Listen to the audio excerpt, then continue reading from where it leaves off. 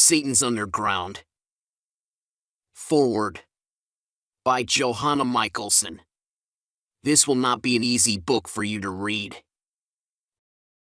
The story of Lauren's abuse, of the years of horrors and torture she experienced, of the satanic rituals and murders she witnessed, will prove more than many of you can bear. Some of you will be tempted to dismiss this book altogether, comforting yourselves with the thought that the whole story is so beyond belief that it simply cannot be true, that she must have made the whole thing up, that things like this simply does not happen in today's civilized world, and that even if they do, they probably involve an insignificant minority of people, so we do not want to know about the happenings. That attitude is precisely what Satanists are counting on. They are depending on our disbelief, fear, and ignorance from our offhand rejection of cases like Lauren's. Yet victims across the country are telling stories very much like hers. In virtually every city and town I have traveled to during the last 3 years, at least one person has come to me after my lecture to tell me, often weeping and in frightened whispers, of rituals, abuse, and human sacrifice. Hundreds of children in preschools and kindergartens across the country are talking about grown-ups in robes, chanting in a strange guttural language while they perform dark ceremonies that include sexual abuse. They tell about watching animals and little babies being tortured and killed with knives. At least 70 preschools in the Los Angeles area have been investigated for alleged ritualistic abuse of children in the last few years. Similar cases can be found in preschools and neighborhoods in every state of this country. The stories these children tell are so inconceivably horrifying that few individuals in the court system believe them. But then again, it was only a few short years ago that we had a problem in believing that incest was rampant. How much harder it is for most of us to accept the fact that there are groups of parents and teachers, doctors, lawyers, ministers, or other pillars of the community who are involved in devil worship and ritual abuse of children. Law enforcement officers and detectives have told me that in many parts of this country their officers no longer even bother to record the ritualistic aspects of a crime. They know that the chances of gaining a court conviction in any case that even breathes the word satanic are virtually zero. As stated in an official report presented in September 1986 by John K. Van de Kamp, Attorney General of the state of California, in reference to a major child abuse case in Bakersfield, California, it can be firmly stated that the satanic allegations eroded the children's credibility and ultimately their ability to testify about what happened to them. If there is one thing that cult Satanists do well, it is covering their tracks in such a way as to thoroughly discredit witnesses who might seek to come against them. That task is especially easy for them when dealing with young children, which is one reason children make such ideal victims. The child may muster the courage to testify that he saw a little animal tortured, killed, and buried, yet when and if the site is dug up, no conclusive animal remains are found. He may speak of having naked pictures taken, but none ever surface in the usual circles. He may talk of having been taken on an airplane somewhere where someone did bad things to him, but in the time span during which the child was away from his home, it was impossible to have taken a flight to the stated location. So, the child is discredited, fostering the belief that it is old-fashioned and ridiculous to believe that anyone would tell stories like these. Yet in the past few years, adult survivors, defectors from Satanist camps, and investigators have begun to shed some light on the Satanists' tactics. Animals are indeed killed and buried, but are later dug up and disposed of elsewhere. The children are frequently given a stupefying drug before the rituals so that their senses and perceptions are easily manipulated in the dim candlelight of the ritual scene. The pornographic photographs taken of the children do not show up because they are carefully kept in vaults of private collectors. And the airplane trips were guided imagery/visualization voyages taken while the children were on the drugs slipped to them in their lemonade. Or perhaps the plane ride was quite real, but they were flown only a short distance to the abuse site and not to some distant place as the child was told. It is indeed conceivable that some given child could be mistaken or even lying about having been abused or forced to participate in a ritual experience. It is also possible for a therapist to ask a child enough leading questions to glean the desired declaration of abuse. But what is absolutely impossible and illogical for us to believe is that every single child telling these stories is lying or has been programmed by parents or therapists. There are simply too many such children all over the country, spontaneously and independently telling the same horrific stories, virtually point for point. The same holds true for the adult survivors who are now beginning to speak up. Too many of them are telling the same story. It is painful to hear these stories. It tears at the very depth of one's mind and soul to learn of the unspeakably deliberate evil that man is capable of committing. It is especially hard for Christians to handle. Many of us would rather, as I have frequently been told, simply talk about Jesus. I understand that, so would I. And yet the victims are here, thousands of them, those who are desperately seeking for a way out of the clutching blackness of demonic cults. To whom shall they go? To whom shall we send them for help, if we who call ourselves by the name of Christ refuse to believe, let alone understand? To help them we must know something of what they have lived through. We must understand some of the basics of Satanism and ritualistic abuse. We must understand some of the basic working of brainwashing and mind control. We must, above all, know how to fight spiritual warfare in a balanced and scriptural fashion, patiently allowing the Lord to bring healing to these shattered lives in His time. If you do not understand these basics, you will never reach the hearts and souls of victims. I believe that Lauren's story will go a long way in helping you understand. If you still believe that you can comfortably live in today's world as a Christian and not deal with the reality of Satanism, think again. Satanism is on the rise. It is not a passing fad that will fade if we all just ignore it or throw a few positive confessions at it. Not every Satanist group is involved in animal or human sacrifices, but a growing number of them certainly are. According to the hundreds of news clippings from papers across the country, according to dozens of police reports which I have read, according to detectives and law enforcement officials with whom I have met or spoken, according to therapists and frightened parents, according to the victims and according to many Satanists themselves, Satanism is here. It will not go away simply because you refuse to believe it. This story is not just for detectives and law enforcement to learn from, although they will. It is not just for pastors, therapists, and mental health professionals, although the information contained in the end of this book will provide insights vital to their ministry to victims. This book is also for teenagers, because they are prime targets for the Satanist who lures them with promises of power and glory. It is for every Christian who believes that for this purpose the Son of God was manifested, that He might destroy the works of the devil. It is for every believer who understands that God has not given us a spirit of fear, but of power, love, and a sound mind. It is for every Christian who knows Jesus Christ has already won the victory.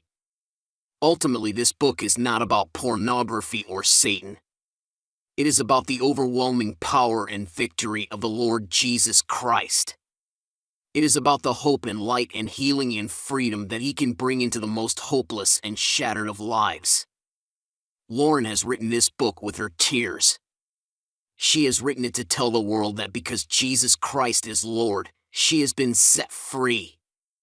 You can be too. Introduction. Behind the story. Shedding tears that flowed like a torrential rain, I could no longer see to drive. I pulled my car over to the curb and let God have it. I cannot rewrite the first chapter one more time. I sobbed. The little girl in that chapter is hurting too badly, and I do not know how to comfort her. I can see her cowering in a corner of the basement behind a stack of boxes. Her little body is naked and trembling. I can hear her whimpering. Stopping only long enough to gasp for another breath, I cried out again, in anguish, "God, I am hurting bad enough. It just is not fair that I have to go back and hurt for that little girl too. I do not want to feel her pain. I cannot write any more about her. I just cannot. So, do not ask me to. If cars were passing by, I did not notice them. If people were watching me, I did not see them. I was in my own world, agonizing over a decision. Though I already knew the answer, I did not want to accept it. Earlier in the day I had received a phone call from a dear friend and author who was evaluating the manuscript of Satan's Underground. Her first comment was, "You must let us learn more about the little girl in Chapter 1. Your readers will want to get a better feel for her and what she went through." I knew she was right, but I did not like it. I did not want to deal with the little 6-year-old girl who was cowering in the basement on the cold cement floor. I did not want to feel her hellish nightmare. Only I knew her pain. Only I understood her terror. For the little girl was me, and she would never again know the joy of innocent childhood. As I rested my head on the steering wheel, the basement scene grew clearer in my mind. Old memories of images, sounds, and smells jumped to life. They were so vivid that I began to feel nauseous. I have got to start the car and drive home before I throw up, I thought. Although the drive back home took only 5 minutes, it seemed like several hours. I tried not to think about that little girl, but it was no use. I had begun to relive the events of that horrible afternoon, and there was no stopping the memories. Somehow the Lord got me home safely. I stumbled through the front door and slammed it behind me. I turned on the television and held the volume button in until the sound was blaring. Perhaps the noise would blot out the remembrance of that afternoon many long years ago. It did not help. I fell onto the sofa and buried my head in the pillows. "Go away," I yelled at the little girl. "I cannot help you. I cannot take care of you. Just go away." But she was all I could see in the darkness of those pillows. Her frightened whimperings grew louder and louder. It was time, I knew, to write about that afternoon, the first of many such afternoons and evenings. I pulled myself off the sofa, turned the TV off, and switched the air conditioner on. Reluctantly, I settled into the chair in front of my desk. My eye settled on a letter from Joyce Landorf Heatherley. She had written it to me after my appearance on her radio program nearly 2 years earlier. How many times I had read it and found encouragement to continue with my project. Once again, I picked it up and read her words. "My dearest Lauren, moments before I walked into the radio studio and met you face to face, I was pretty well convinced that no one on earth could ever begin to understand the degree or the depth of my own physical and emotional pain. I was very mistaken. It took only one brief look into your pain-filled eyes to tell me that the unthinkable and the unbelievable events of my life were nothing compared to the wounds of your own body, mind, and soul. You must tell your story. Tell all of it, my friend. Spare no one any agony. This will hurt terribly, almost more than the initial wounding itself, because whenever we write of life as it really is, there is much pain. But out of your hellacious story, countless thousands of women and men will have their first taste of the sweetness of God's loving, tender measures of healing and wholeness. Furthermore, it will bring meaning to your own suffering and healing to your own memories. You have suffered enough, dear heart, but how wonderful that you have survived and lived long enough to talk about it. God will use your recounting to His glory and to our healing. It will not be easy or simple, but like Queen Esther, you are writing this book for such a time as this, and your words are desperately needed. God will use my recounting to His glory. I pulled out the blue writing paper and picked up the well-used pen I thought would never have to be used on this manuscript again. And so, I am writing to you about myself as a little girl, a child who was manhandled and brutally abused sexually in a makeshift bedroom in the basement. That girl grew up in a world of abuse and pornography and was eventually forced to become involved in Satanism. It would only be human to write this book as a means of getting back at those who so cruelly abused me and held me captive. But if I am to know any of God's peace, I must rest in His promise, vengeance is mine, I will repay. To nurture hatred for others would only cause me to heap coals of fire upon my own self. Instead, I have chosen to write this book in forgiveness, giving up selfish sins of bitterness, anger, and self-pity. If I am to believe, as I do, that God allowed me to go through this hell that I might bring hope to others, then I can only say, thank you, Father, for the privilege of entrusting me with your plan for my life. I must warn you, this is not an easy book to read. Its pages are full of pain, suffering, abuse, and yes, even the horrors of hell itself. Considering how much of this hell to reveal has posed an overwhelming dilemma to me. To dilute the truth would betray my conscience and nullify my purpose in writing the book. To tell it like it is, holding nothing back, would risk shocking readers to the point where many would be hesitant to continue reading. In turning to those whose advice I greatly respect, their answers were identical and unwavering. I was admonished by my dear sister in Christ, Johanna Michelson, to have the boldness and courage to speak what I must speak and to write what I must write.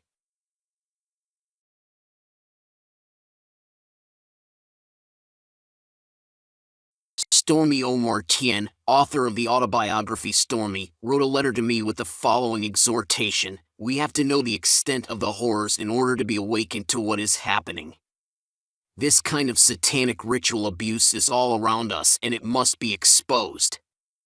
You must write the book and not leave out anything that will serve to make the point. Others have written or called with these words of advice: if you do not tell it like it is, there is no point in writing the book.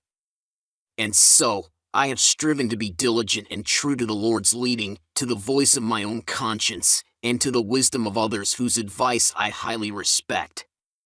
In return, I ask that you, for the sake of countless others who continue to live in the grasp of Satan's underground, be willing to suffer an anguish of heart as you learn about the realities of Satan and his diabolical schemes.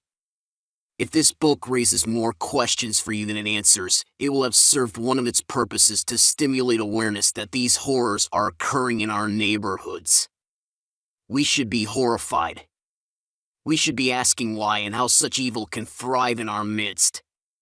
We should be praying for and reaching out to victims, showing them the love of God.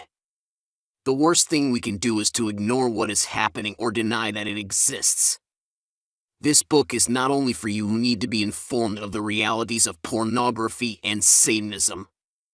In love and compassion, I encourage you, precious victims whose lives have been torn apart by Satan's schemes, to read on. For this is not just an expose about evil, it is also a demonstration of how evil can be used for good when God steps into the picture. It is a book that points to our only hope, Jesus Christ of Nazareth. There is a sure escape from bondage and captivity, from the helplessness and hopelessness of the evil one. It does not matter what you have been or are now involved in, voluntarily or involuntarily. Whether it is abortion, sexual abuse and perversion, pornography, occultism, Satanism, rituals, or even sacrifices and crucifixions, there is a way out for you. I stand as living proof of that fact. The one who has told you there is no hope is not the Lord. You will note as you read that no specific locations are mentioned. In part, this is for my own protection, but it also serves to remind you that what I have endured is not limited to one city or region. I have also changed names and descriptions of many key figures in order to protect the victims. However, the story is very real. This is not fiction. The horrors I suffered are being endured by thousands of other innocent victims throughout the country and the world right now. As you begin your journey into a world that God never intended to exist, I ask you to keep in mind some words that a therapist and dear friend shared with me after reading a few chapters of the manuscript. Sometimes this is hard to hear, but it is even harder for those who tell. Chapter 1. A Little Girl's Terror. A man in his 40s had been hired by my mother to do cheap labor around the house. He was filthy and smelly. His hair was greasy and matted. His pants and shirt were torn and dirty. And he looked mean. I kept out of his way. Every once in a while, from a window inside the house, I saw the man sneak behind a bush and take a swig or two from a small tin-looking bottle he kept tucked inside his shirt. Then he would turn away for a minute to relieve himself before returning to work. He was horrified. I had never seen a man go to the bathroom before. One afternoon my mother asked me to go down to the basement and get the laundry basket. I hated going to the basement at night. There was something about it that made me feel creepy. But this was a bright and sunny day, and I had no reason to feel afraid. I started down the steps at a pace much too fast for safety. I knew my mother was not watching, and I was in a hurry to complete this chore. I hated laundry day. In no time I was at the bottom of the steps. As I hurried around the corner, I sensed something blocking my path. Startled, I came to a screeching halt and raised my head. There he was, that dirty man. I froze as my eyes met his. There was the terrible look of meanness that had frightened me before. Too scared to speak, I waited for him to move out of my way. But he did not move. As I took a step backward, he grabbed me by the arms. In that instant, what began as a bright and sunny afternoon turned into a dark nightmare of horror. Years later, I could only recall that dreadful scene in fragmented images, like a collage of black and white pictures in a war documentary, or stop-action photography showing the horrors of famine in Ethiopia. Picked up. Thrown onto the bed. He is on top of me. Crushing weight. Gasping for air. Trying to push him off. My arms are pinned. Finally get enough air. I scream. Mother! He does not stop. Hot. I am so hot. Sweaty face on my mouth. Smells awful. He's pulling at my clothes. Laughing. Where's my mother? Why doesn't she come? Ripping sound. Pants off. Have to get my pants on. Cannot breathe. Hand on my bottom. Have to get pants on. Where's my mother? Pain. My legs. My bottom. My bottom's going to break. Cannot yell. Pain. Cannot breathe. Pain. Grunting sounds. I am pulling his hair. He gets up. His pants are off. Ugly. Pull myself to the corner of bed. Away from him. He pulls pants up. Laughing. He is gone. He is gone. Start to shake. Cold. So cold. Feel wet. Look down. Blood on legs. On a blanket. Have to get out of bed. Get away. Cannot find pants. I hurt. Mother will be mad. Was I bad? Want to hide. Find boxes. Hide behind the boxes. So cold. So scared. So dirty. Want to hide forever. Must not tell. I do not know how that little girl escaped from the basement. But I remember the questions that screamed to be answered. Why? Why did he do it? Where was my mother? Why didn't she come when I yelled? Why did she not protect me? Was it because I was no good? Was I being punished because my real parents gave me away? Did they know I was bad? There were no answers. There was no understanding. I did not know that I had lost my virginity. I did not know what a virgin was. I did not know that I had been raped. I did not know what rape was. I did not know that I had been abused sexually. I did not know what sex was. But I knew one thing for sure: the nightmare was over, and it would never happen again, never. Sadly, not long after the first time there was a second time. Then a third, and a fourth, and a fifth. They soon became too many to count. The days, the weeks, the months, they all blurred together into one agonizing, terrifying eternity. There were more men, but they all looked the same dirty. They all smelled the same awful. Of course, I always yelled for my mother, but she never came to my rescue. One day as I screamed for her, the man began to laugh. "Honey, don't you know your mama ain't coming for you?" he sneered. "Don't you know she's the one who gave you to me?" "Shut up! Shut up!" I yelled. I did not want to hear any more. It could not be true. It just could not. My mother would not let this happen to me. But after too many times of yelling for her, and her never coming to help me, somewhere down deep I had this aching, sick feeling that maybe he was right. Maybe she had known what was going on all this time after all, and she just did not care enough to come and rescue me. I was devastated. The pain of a rejection, the pain of a mother not caring enough to heed the cries of her child, hurt so bad that I wanted to die. Maybe I was bad. But was I so bad that my own mother would permit something this awful to happen to me? Was I so bad that she would refuse to come running when her own child was screaming for help? My heart, my soul, the most private part of my being was crushed. It was not just a twinge of pain. It was an all-consuming ache that began at my toes and worked its way up to the topmost hair on my head. It throbbed with a pulsating beat that never stopped. With each new throb I felt as though my heart would burst wide open. And so, I learned that these men who worked around the house were paid for their services with the use of my body. Gone was a little child's innocence. Gone was a little child's trust. Gone was a little child's smile. Gone were a little child's dreams. Gone was the little child, period.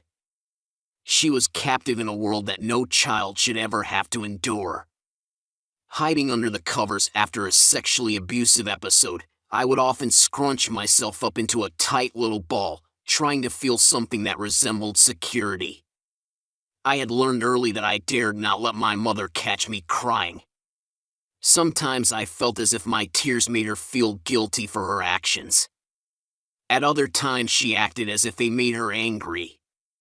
But she always let me know that I was not to cry by slapping me across the mouth and yelling, "Shut up, you crybaby." No matter how hard I tried not to cry, the tears were sure to come when I was finally left alone in my room.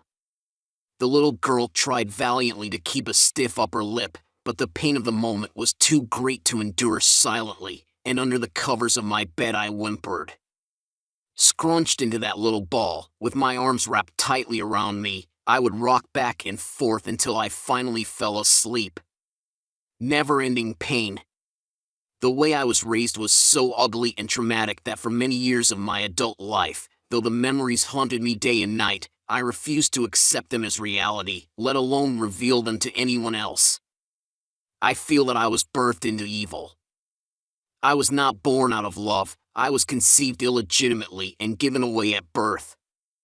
I was never allowed to forget it. Never. I was a bastard, a no-good, an unwanted, a bad blood. During the formative years of my childhood, my mother forced me to stand in front of a mirror and repeat those words over and over. I learned them well, and I believed them. I have heard adoptive parents explain to their adopted children that they were special because they were chosen. How beautiful those words sounded. But how they made me hurt, because I knew 1,000 times over that those words would never be true of me. Why aren't I special? I cried. Why am I not loved? Why did they take me if I am so awful? On the surface, according to the outside world, I could not have had a more perfect home. My adoptive parents were both professionals. We lived in an upper-class neighborhood. I was always dressed well. The house was beautifully decorated, and the kitchen looked like it was right out of Good Housekeeping magazine. By all outward appearances, I had every advantage that a kid would want.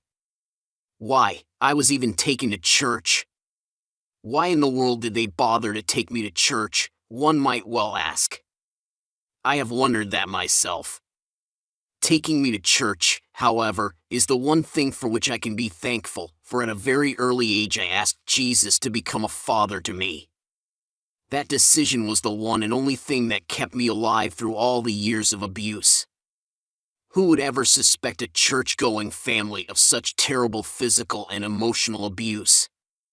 In retrospect, I think at times my mother was sincere in her church-going. Perhaps she could have received help for her emotional problems if she had only reached out for it. But to my knowledge, she never shared any of her intimate thoughts with anyone. She remained a silent captive to her inner being. The perfect family began to dissolve when I was about 4 years of age. The fighting between my mother and father had become so intense that he, fearing for his life, packed his bags and left. I surely could not blame him for leaving. He had silently endured just about every form of physical and verbal abuse that one human being can give to another.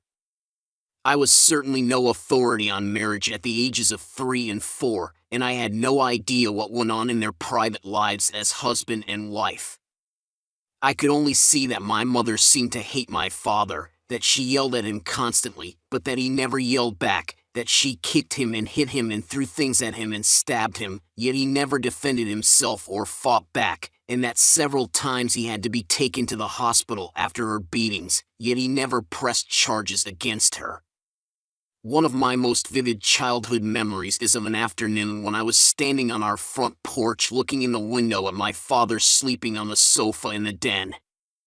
I saw my mother come into the room, pick up a bar stool, and to my utter horror raise it over my father and bring it crashing down on his chest. I felt as if I were watching a bad movie, and it would go away if I blinked my eyes. But the scene was for real, it did not go away. The next day my father was gone. In one sense I was almost relieved, for I hoped things would settle down. Little did I know then that the horror was only beginning. Hell is not just a word. The insane screaming of a person gone mad is one of my earliest memories, silenced, shattered by ear-piercing, animal-like screams. I never knew why my mother screamed. She was not saying anything, just shrieking at the top of her lungs, over and over and over again. She did not seem to be in pain. Nothing bad had happened as far as I could tell. Without any warning, she would just open her mouth, take a big gulp of air, and let out the most frightening noise imaginable. Sometimes my mother's screaming was accompanied by a rampage of destruction. Whatever was accessible, dinner plates, drinking glasses, cans of food, clothes in a closet or in a drawer, books went flying through the air and crashing into the nearest wall. At the first sign of her fury, I would dash to the closest safety zone, whether it was in a closet, behind some chairs, underneath a table, or underneath the bed. If there was no time to reach a safety zone, I would crouch in the nearest corner and cover my head with my arms. My mother never seemed to be aiming at anything in particular. It was as though there were demons of anger and frustration inside her that would suddenly break loose, and in an effort to rid herself of them she could only scream bloody murder and send things crashing to the floor. With every scream my body would quake.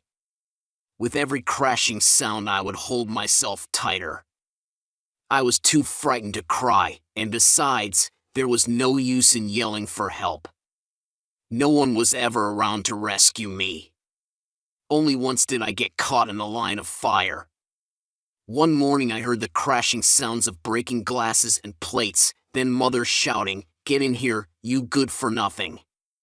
For a split second I hesitated to enter the combat zone, but I quickly changed my mind when I thought of the possible ways I might be punished if I did not obey. Those possibilities heavily outweighed whatever would happen in the kitchen. As I fearfully stepped into the kitchen, I saw my mother standing on top of the counter. Already her model kitchen was a picture of devastation. Half the contents of the cupboards were lying broken and scattered on the floor. One swoop of her arm emptied another entire shelf, and all the serving dishes were demolished. She was about to start on the cans of food when she paused long enough to acknowledge my presence and yell, "Look at this mess. You cannot even keep one room in this house clean." Then one by one she grabbed cans of soup and vegetables that had been neatly stacked on the shelf and threw them down amid the broken plates and glasses. "Well, what are you waiting for?" she growled. "Do not just stand there like an idiot. Get in here and clean up this mess." I knelt down on my hands and knees, trying to stay on the outer fringes of the combat zone. The faster I picked up the cans, the faster she threw them down.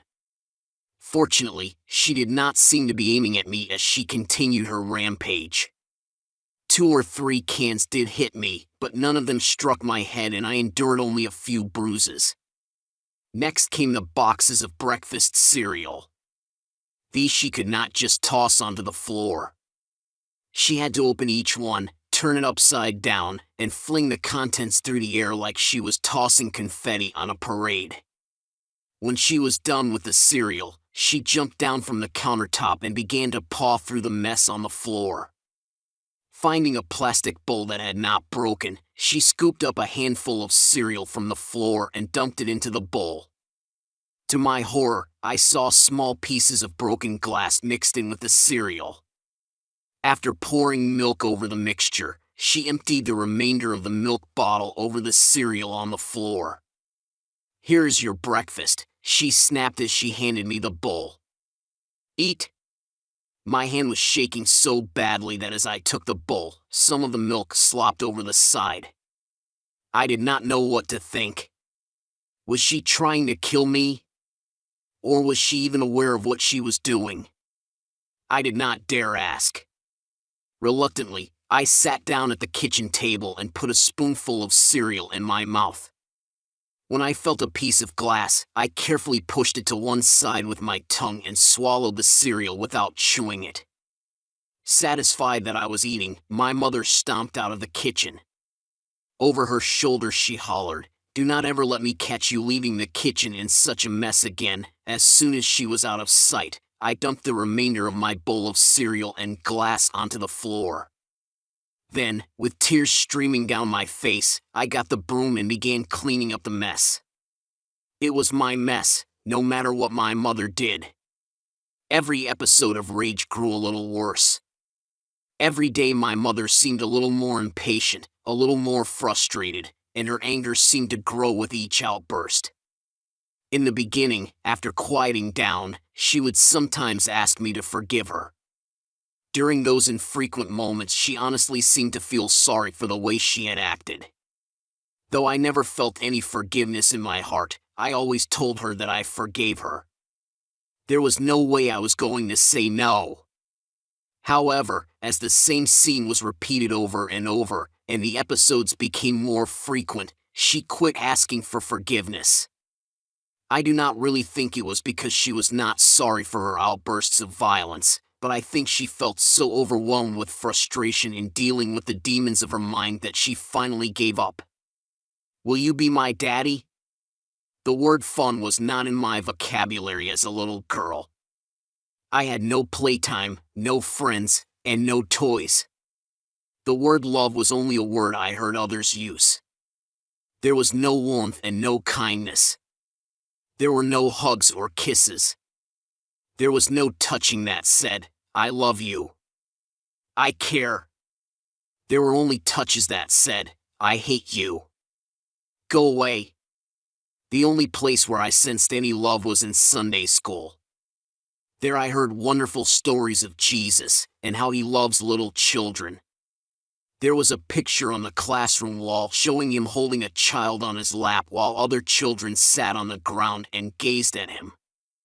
I used to stare at that picture, longing to be the child that Jesus was holding. How I wanted to be held and cuddled. How I craved the chance to sit on someone's lap. Tears often filled my eyes as I looked at the children in that picture. They were not sad or frightened. They were happy and loved. I would drop my head and walk away knowing that this could never be me. I was too bad. I was too dirty. I was unlovable. But the next week, I would look at the picture again and wonder if maybe Jesus could love me. My teacher said we could talk to him. She called it prayer. She said Jesus loved everyone, that he came to earth to show his love by dying for us. All we had to do was reach out and accept his love. One Sunday morning, when I was the first person in the Sunday school room, I walked up to the picture and touched it. I touched Jesus' hair and hands and face. I touched the children. I do not know why. Perhaps I just wanted to identify with them.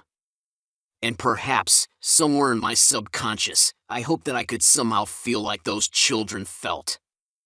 Tears again filled my eyes and ran down my chubby little cheeks as I whispered a prayer to Jesus. I was only 5 or 6 at the time, so I do not remember everything I told him, but I do remember asking him one very special favor. As I touched his beautiful white robe, I whispered, "Will you be my new daddy, Jesus? And can I sit on your lap too?"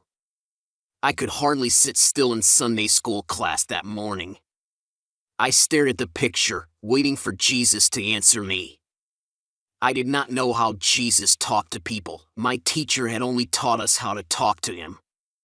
But as the hour passed and I did not hear anything from him, my spirits began to sink. On my way home, I could not wait to tell my mother about how I spoke to Jesus. My hopes rose again as I thought that maybe she could tell me how Jesus talked to people. I do not know why, with all the uglies in my life, I would cling to that hope. But I did. Running through the front door, I called out breathlessly, "Mother, Mother." I talked to Jesus. I asked him if he would be my daddy. I stopped only long enough to take another gulp of air before I asked her how and when Jesus would answer me. But before I could utter another word, she shouted, "Jesus do not want no dirty, filthy kid. What makes you think he'd want you?" "But, Mother," I stammered, thinking she just did not understand what I was talking about. "I saw a picture of Jesus holding little children and they were just like me." "Not like you," my mother sneered, carefully stressing the word you. "Not like you." I was crushed. That one tiny spark of hope was gone. My little spirit wilted. Walking away from her, I repeated the words, "Not like me. Not like me. Not like me." Every Sunday after that, I would sit in Sunday school and sadly look at the picture, saying to myself, "Not like me. Not like me." Even now, as an adult, when I see a picture of Jesus with little children, I still hear my mother saying, "Not like you," and the little girl in me feels the same sadness and hurt all over again. Bits and pieces of terror. From that point on, there is very little worth remembering about my youth. All I want to do is blot out the horrible hurts and pains. A few bits and pieces that surface in my memory reveal what my life was like. Leaving the house one evening wearing only my pajamas and slippers. I was going to find the police. But within 1 block, some neighbors saw me and walked me back home. Losing a mitten on the way home from preschool. My mother was very, very mad. "You are the most irresponsible child in the neighborhood," she barked. "Get out of here, and go look for your mitten. Do not bother to come back until you have found it. I made 2 trips back and forth to the preschool until I found it. I remember it was getting dark, and I was very scared. Being awakened in the middle of the night to clean the house. The house was always clean, but never clean enough to please my mother. I could never understand why it had to be cleaned again in the middle of the night. My mother pulled the car over to the curb and yelled at me, "Get out! Get out!" We were in a city far away from home. It was hot, and I had asked for a drink. She did not answer, so I asked her again. I asked one time too many. She blew up, shouting, "You get out of the car and sit on the curb. I will come back for you after you have learned your lesson." I was terrified being all alone in a strange city and not knowing when she would come back or if she would ever come back.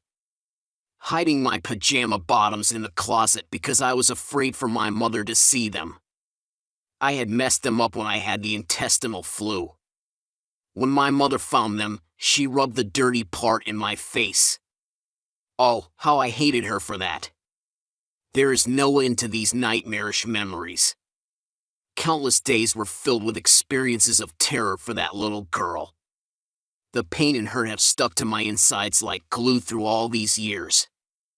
Hardly a night went by that I did not silently soak my pillow with tears. I do not think a day passed that I did not want to run away. But where is a little girl in preschool or kindergarten going to run? When the sexual abuse began, not only did my little body go through a shock, but my mind went on overload. At least I knew what was happening when I had to walk a mile each way to and from preschool to find my mitten. I knew what was happening when I had to get up at 3 o'clock in the morning to dust the furniture. But dirty, filthy, smelly men picking me up and throwing me onto the bed, smothering and crushing me with the weight of their bodies and doing awful things to me that made me hurt really bad? That I could not understand. I could only realize that whatever those men were doing made me feel ashamed and dirty and no good. What could I do? Who could I tell? Where could I go? I was scared to death of my mother. And if I really did deserve this because I was such a bad little girl like my mother always told me I was, then was it true that no one could help me? So, the little girl remained silent, silent in a world of fear, terror, pain, and abuse. I was only 6 years old, but already I wanted to die. Fortunately, I did not know that much worse was yet to come. Chapter 2. Behind Closed Doors. I listened with an aching heart as my classmates eagerly shared about the fun times they had had with their families over the weekend. I tried to imagine what it would be like to go on a picnic. My classmates talked about their parents and brothers and sisters, and sometimes even their grandparents all gathering together to barbecue hamburgers or hot dogs. They would talk about family baseball games or fishing in a pond or sitting around a campfire roasting marshmallows. Others would talk about trips to the beach where they and their friends would build sand castles or bury each other in the sand or wade in the ocean, letting the waves tickle their toes. As they told their stories, I tried to imagine what it was like. I roasted marshmallows with them. I helped them build sand castles. I tried to feel the cold water touching my toes. But I could not imagine what it was really like. I could not find the fun in it. I could not catch the same air of excitement that I heard in their voices.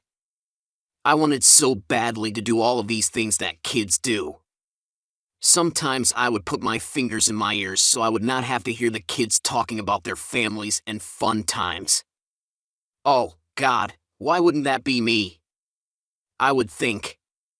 Why cannot I do those things? Why can't I play and laugh and eat around a great big picnic table with a whole bunch of family? With every kid who stood up to talk about his weekend on Monday mornings in my second grade class, I grew more and more bitter. Picnics and trips and parties and movies were so far removed from my way of life that I felt as if I were living on a different planet. And in a way I was, For my weekends were about as opposite from theirs as the weather at the North Pole is from that at the equator. The worst part was when the teacher called my name, asking me to share.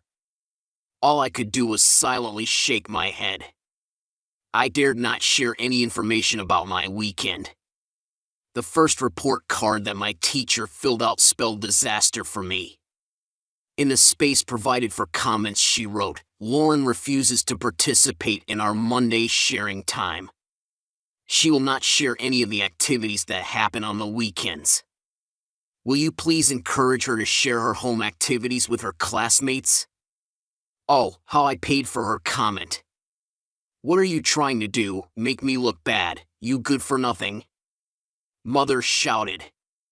"Cannot you ever do anything right?" I knew the danger in that tone of voice. Slowly backing away from her, I raised my arms to shield my face. "Get your hands away from your face," she ordered as she started toward me. "You always were a coward." Wham! I felt the sting of her hand across my cheek. The force of the slap turned my head to the right.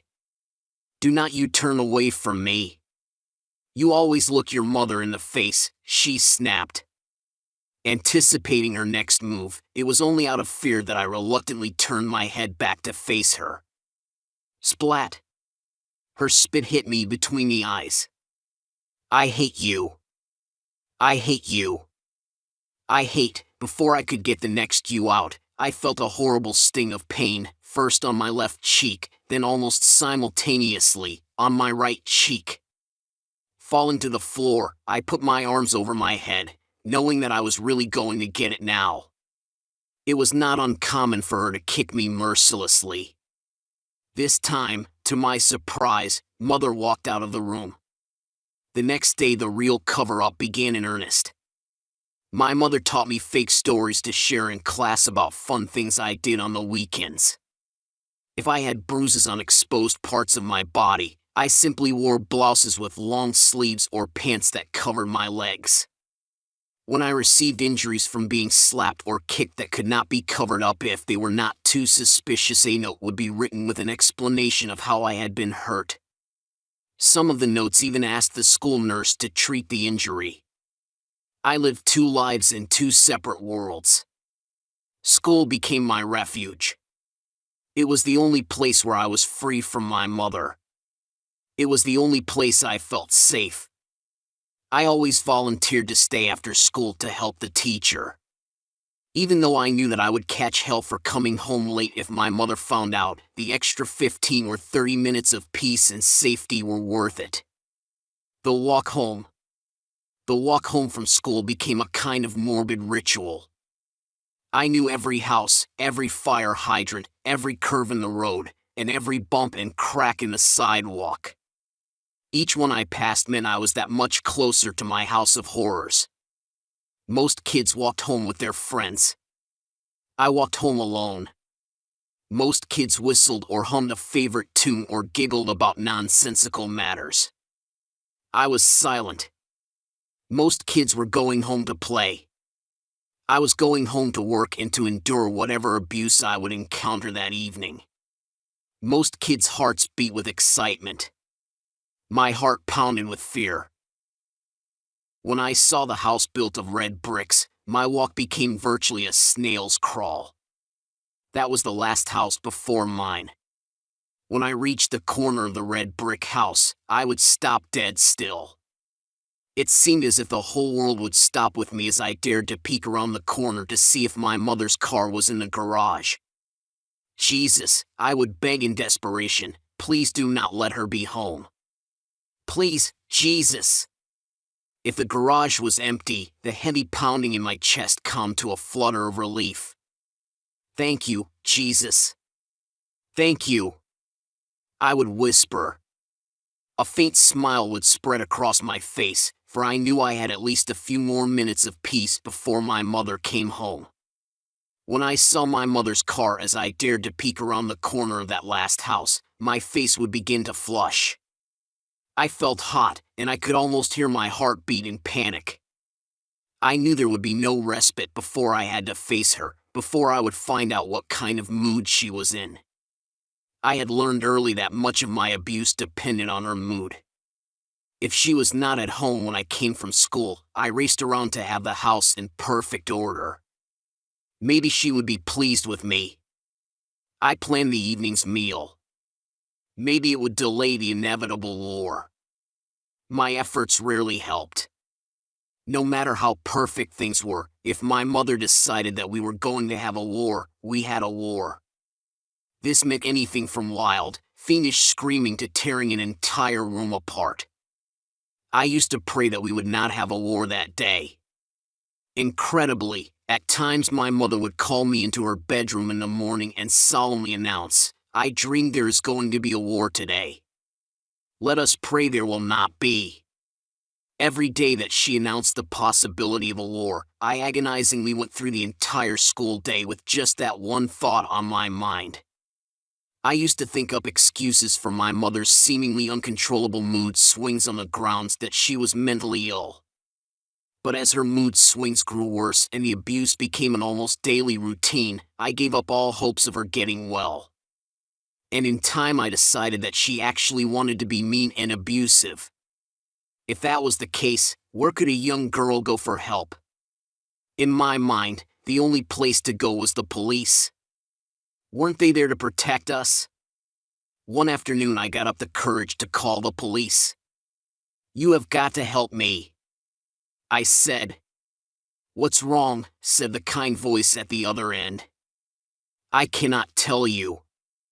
You just have to help me." "All right. Somebody will be out. What's your address?" As soon as I had hung up, my mother yelled at me to get down to the basement. I always knew what that meant. I hoped that the police would find me there with my latest abuser. But it was an hour before the squad car arrived, and by then it was over. When the abuser left, I stayed in the basement, trying to console myself. I was disheveled and bleeding. There was a knock at the door. My mother looked out the window and saw a policewoman. She frantically yelled at me to come upstairs. When she saw the bloodstains on my dress, she ordered me to sit up straight on the sofa so the stains would not show. When I was settled in, she opened the door. The officer identified herself and said there had been a call from a child for help at this address.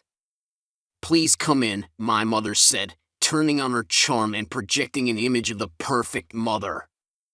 The policewoman saw me immediately. My mother introduced me. "This is my daughter Lauren." "I would like to talk with her for a minute," the officer said. She did not ask my mother to leave the room. "Lauren, are you the one who made the call to us?" I knew better than to respond, so I said nothing. She turned to my mother and asked, "Is there any trouble in this house?" My mother, with a sweet smile, answered, "Just the normal mother-daughter disagreement. You know how it is. We got a little upset, that is all. I do not think there is anything to worry about. I can take care of it." The policewoman turned back to me and asked, "Is that right, Lauren? Will everything be all right now?" I had no choice but to answer a weak, "Yes, ma'am."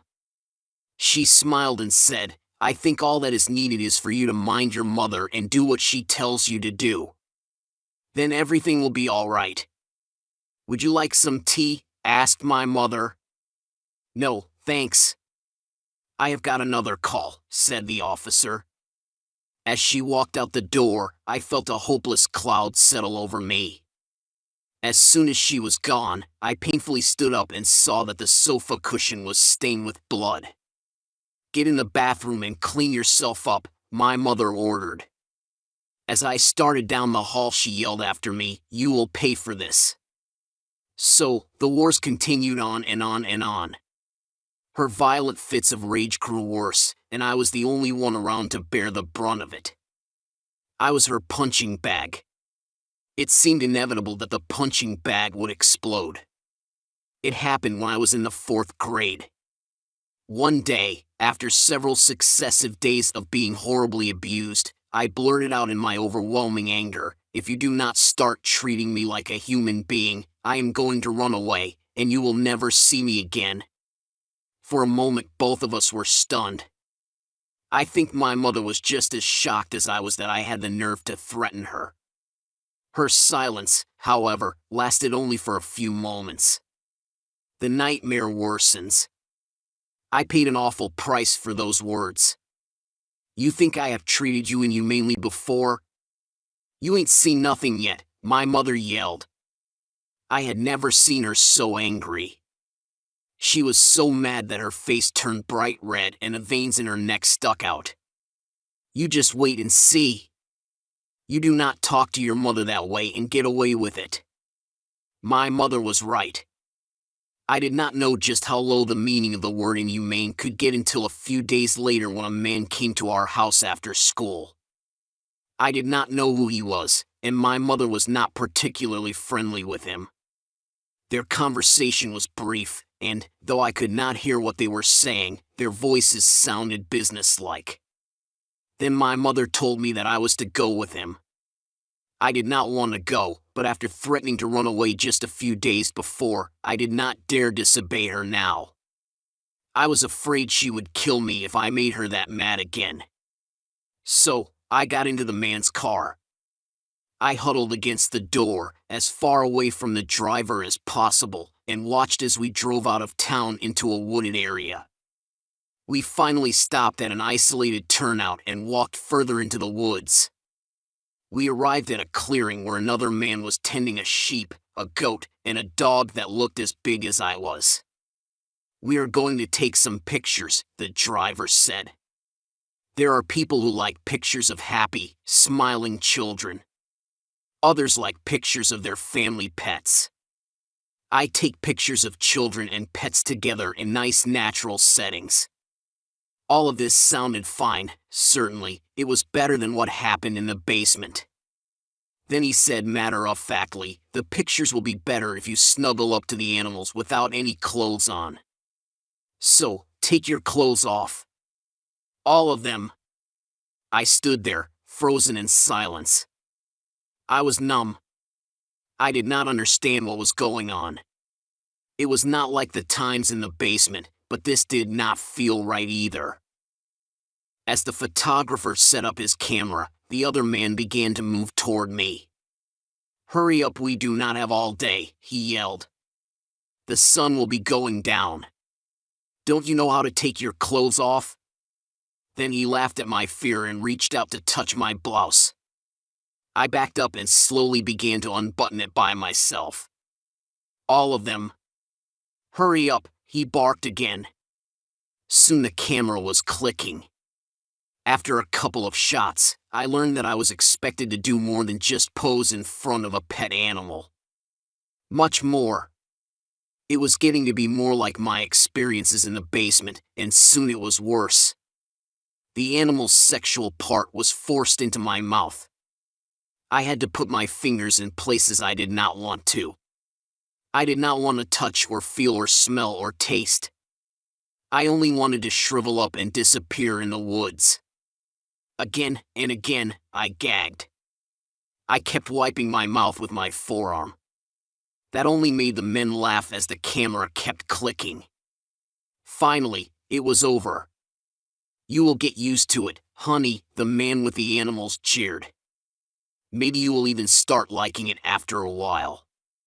While the photographer was packing the camera equipment, he suddenly turned his head back toward me as I was trying to put my clothes on and added, "After all, the animals sure like you." Then he made a wolf whistle and the two men threw their heads back and roared with laughter. I dressed in a daze and stumbled back to the car. On the ride back to my house, I sat in a corner of the back seat as far away from the men as I could get. Tears silently made a path down my dirty face. I started to wipe them away with my hands, but they were dirtier than my face. I smelled like the animals. I was dirty like the animals. And that taste in my mouth, I just had to get rid of it. The moment the car stopped in the driveway, I jumped out, ran into the house, and headed for the bathroom. I scrubbed and scrubbed. I washed out my mouth with soap. I even brushed my tongue with toothpaste and then with soap. But it was no use, I still smelled like the animals, and the taste would not go away. I looked at my face in the mirror and began to sob convulsively. I am just like the animals. I will never get to sit on Jesus' lap. Never. There was no more dignity to take away. There was no longer hope to shatter. There was no more innocence to destroy. Whatever they did from now on, they were not doing it to a child. The child in me had ceased to exist. I had become nothing but an object. The tragedy was not that I was an object in their eyes. The tragedy was that I had become an object in my own eyes. Several months later, I found a magazine hidden under my mother's bed. The cover consisted of two children with no clothes on. I glanced through the pages and what I saw was horrible. As I started to close the magazine, I caught a glimpse of a photo out of the corner of my eye. My heart skipped a beat and I froze. There I was. It was me, with the animals. And under it, in big bold letters, was the title of the story that followed Barnyard Babe. Maybe it is just someone who looks like me, I thought. But I knew better. My body began to shake with uncontrollable sobs. The pieces had now come together. That is why all the photos were being taken of me with the animals. My mother was selling my body. My mother was selling me. Everything that was most important to a child, love, trust, a sense of value and worth, warmth, security, all had been betrayed for money. The magazine slipped out of my hands as I bent over in agonizing emotional pain. It would be futile to attempt to put the feelings of my heart and soul onto paper. Hopelessness, helplessness, loneliness, shock, grief, pain, devastation, none of those feelings even come close to describing my emotions. At 10 years of age, I felt that I could no longer live two lives in two worlds. No longer could I pretend in the outside world. No longer could I endure the abuse behind closed doors. Yet what choice did I have? The businessmen who had taken me to the wooded area started coming into the house. In the basement, they took the same kinds of pictures that they took of me with the animals. Only now the pictures were of me and the dirty bums while they were in the act of abusing me. A few times they even brought one or two other children with them, both boys and girls, and took pictures of all of us together in perverted sexual poses. When the other kids would cry for their mommy or daddy, I would tell them it is no use. They are not going to come for you. How humiliating it was to stand without clothes in front of a strange man with a camera. The bright lights made me feel even more naked. I was touched all over to get me in the right pose. Standing in front of the camera, I became a non-person. I felt like nothing, nobody. I hated my body. I hated myself. At that moment, the only thing I wanted was to die. I was getting older and I was beginning to understand what was going on. I still felt the heartache and the fear, but I was also beginning to feel bitterness, anger, and intense hatred. For 2 years, the fear and the anger and the hatred grew until I felt like it was going to devour me. No hope. So it was that in 7th grade, out of total desperation, I dared to go to the school counselor. I was embarrassed to go. I did not want any of my classmates to know about it. I did not want the kids to think I had done something wrong and was going to the counselor for correction. That was what normally happened. So, I quietly asked my health teacher for a pass to go to the restroom and went to the counseling office instead. Once there, I haltingly told her in what I thought were such simple and clear words, I cannot live at home any longer. If I do, I will die. I breathed a sigh of relief. I had done it. It was over. I had told. Now I will get help. Seemingly unmoved, The counselor pulled out 3 pieces of legal-sized paper. With a blank face and a monotone voice, she instructed, "You need to write down why your home is unfit to live in. Write 1 reason on each page. I will take these to the authorities and they will investigate." "While I am still living in the house?" I asked in alarm. To my horror, she answered, "Of course." I was certain about 2 things. First, an investigation would turn up nothing, for the perfect house outside would suddenly become the perfect house inside. My mother had a way of turning her moods on and off at a moment's notice, just like a light switch. All hell could be breaking loose in the middle of one of her wars. She could be screaming and throwing around everything that was not nailed to the floor. Yet if the phone rang or someone knocked on the front door, she could change the blackest mood to one of downright congeniality. No one would ever suspect the insane madness of the preceding moments. Second, I also knew that in asking for an investigation of what went on behind those closed doors, I was only inviting additional abuse. That could possibly end in my being killed during a fit of uncontrollable rage, or in my committing suicide, or in my simply going insane from an inability to handle the added abuse.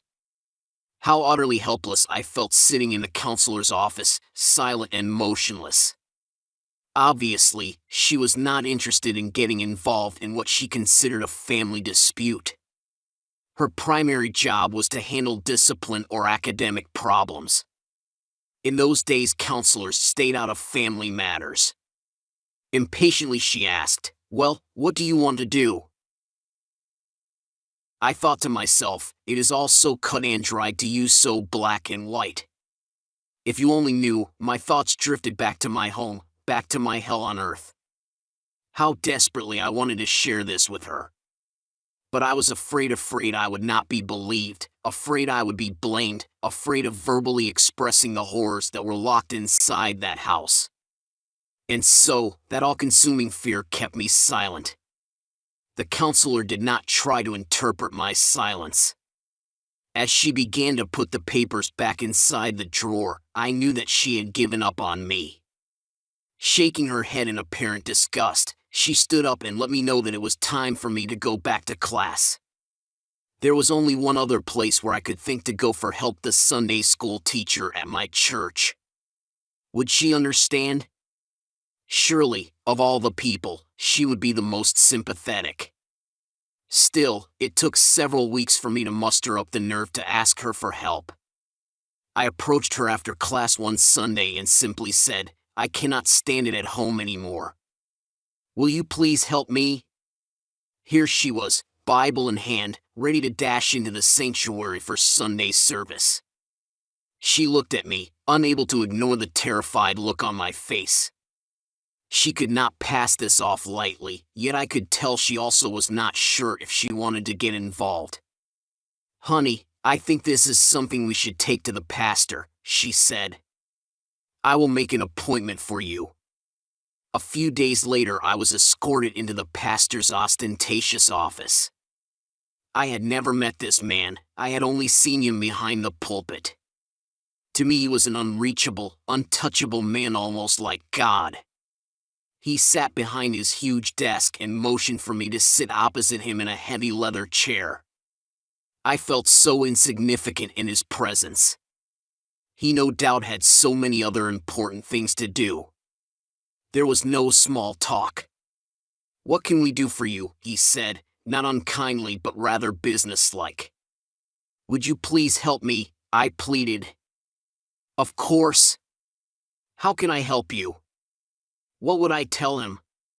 The pastor did look more sympathetic than the school counselor, but what would he think if I told him the whole truth? Like I told my Sunday school teacher, I do not think I can live at home any longer. My mother is very mean. I cannot take it any longer. Can I live somewhere else? Honey, I do not think there is anything we can do about that. We have to let the police handle it. But we sure can take it to the Lord and pray about it. With that, he bowed his head and prayed. I cannot remember the words he said, but I remember thinking that his talk with God was short for a matter of life and death. As soon as he had uttered amen, he patted me on the back and ushered me to the door. God will take care of this, he said with a sugar-coated smile. Everything will be fine. You wait and see. I left with the feeling that he felt I was making a big thing out of something very small. A few Sundays later, my mother was terribly mean. By the time we got to church that night, I was an emotional mess. I cried throughout the whole service. When the pastor gave an altar call, I ran down to the prayer room. I knelt and sobbed until the tears formed a puddle in the metal folding chair. I begged God, please do not make me go home tonight. I stayed there until the room was empty.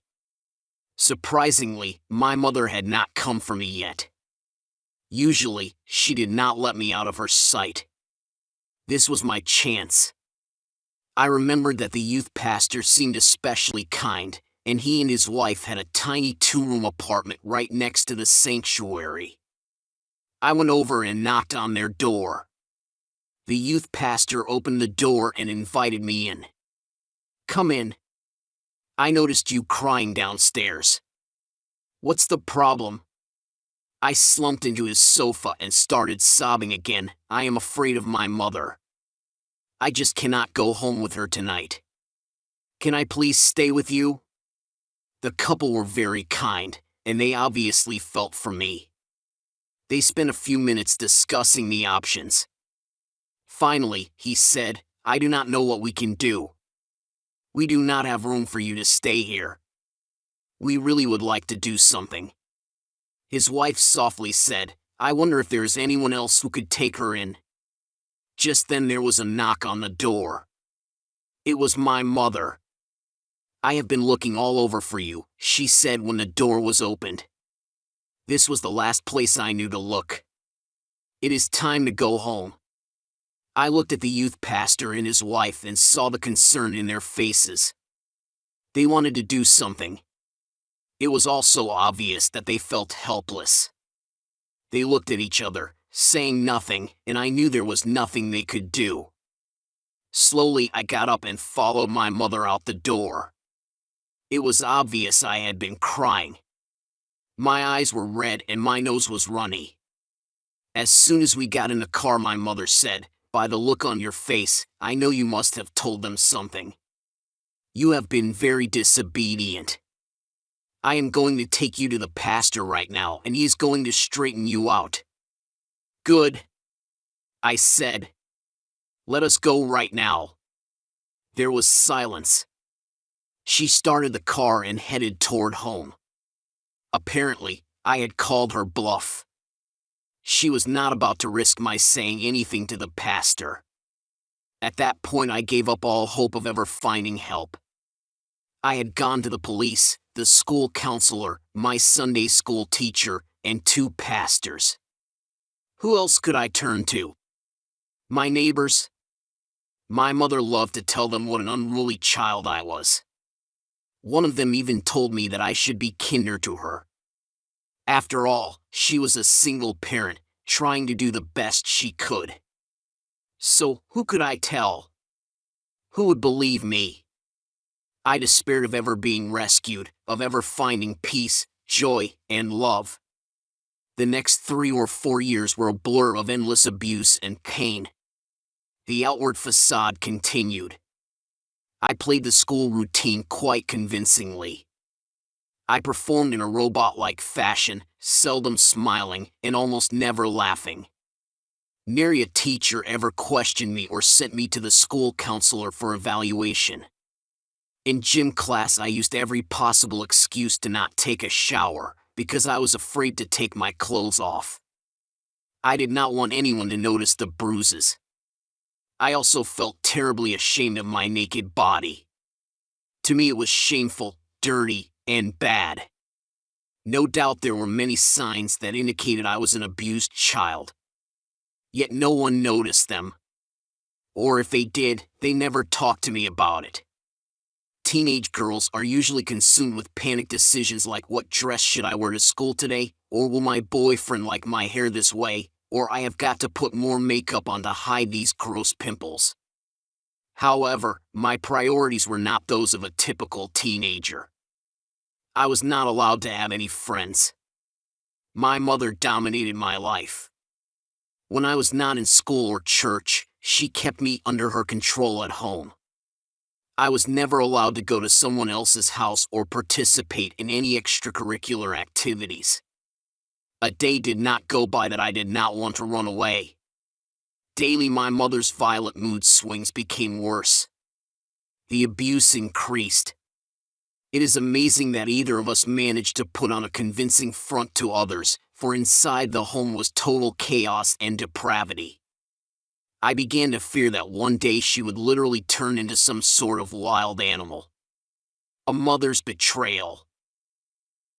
When I entered high school, I began to view my home life from a different perspective. The excuses I had so desperately clung to as a child had fallen apart. I saw that my mother was not just a helpless victim in the scheme of things. She was not so mentally unstable that she could not control her actions. She could be a raving maniac at home and yet go to church and be the meek and misunderstood single parent who only wanted the best for her child. She could rave at me in the car, driving like a maniac, and when the police stopped her, she could softly explain how she was deserted by her husband and left to raise a child all by herself, and talk her way out of a ticket. She could present a well-dressed, clean, and controlled appearance in the neighborhood and at work. No one saw her the way I saw her. That was hard enough to accept. Yet when I realized that not only was she allowing the abuse, but even seemed to direct it at times, my bitterness, anger, and hatred multiplied tenfold. I vented my anger in a prayer that I began to pray daily, and sometimes even hourly. God, just let her die. I had little hope of escaping. I had even less hope of anyone believing me. And I had no hope that the abuse would end. My only hope was that she would die. The others who abused me, the bums, the pedophiles, the pornographers, were not supposed to love me. I did not expect anything but abuse from them. But my mother? Who does a child look to for love? Her mother. Who does a child look to for protection? Her mother. Who does a child trust? Her mother. Whose betrayal of these life-giving fundamentals hurts the most? Her mother's. Oh, how I long for my mother to love me. How I long to climb up onto her lap and feel her arms holding me safe and secure. How I long for her to protect me from all those bad people.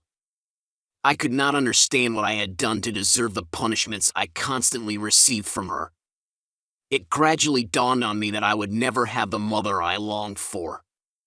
However, the acceptance of that fact did not diminish my longing. I thought only occasionally about my father.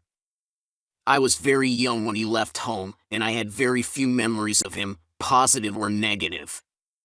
The one question I found myself asking over and over was, why didn't he take me with him? Had he betrayed me too? In my attempt to make the pain of his leaving more bearable, I could find only one acceptable justification for his abandonment of me. I told myself that he had no way of knowing what was really going on at home. The possibility that he had left me behind even though he knew how I was being abused was too painful to consider. Once, as I approached my teen years, a friend who had recently visited my father gave me a snapshot of him. I hid it under my pillow, but my mother found it just a couple of days later. In a rage, she ripped it into tiny pieces.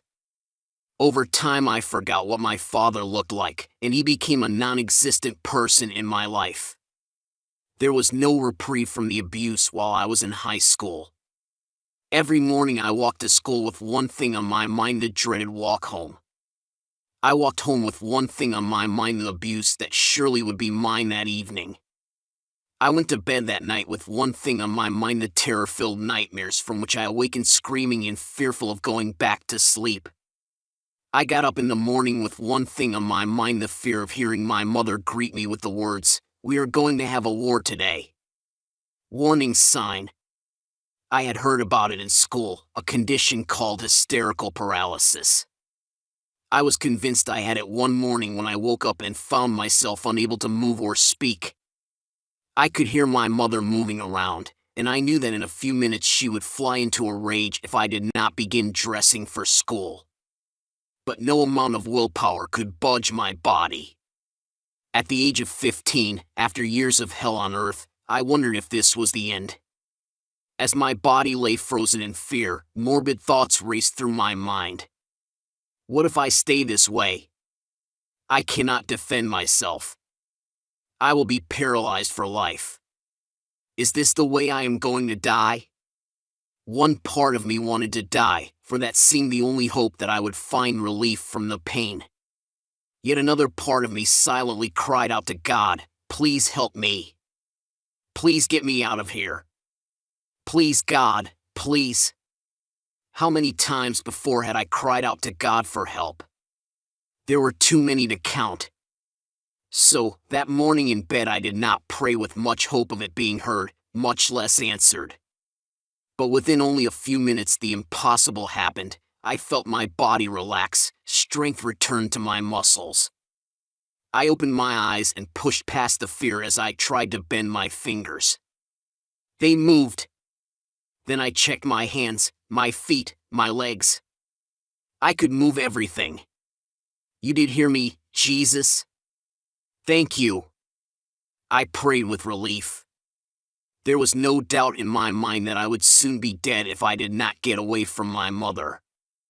I had always been scared to think of what would happen if I tried to leave, but at that moment I had no fear. It was as if the experience in bed gave me the added degree of courage that I needed to leave. I determined that this would be the day. Running away. We were pressed for time as usual that morning, and I was unavoidably detained in the bathroom.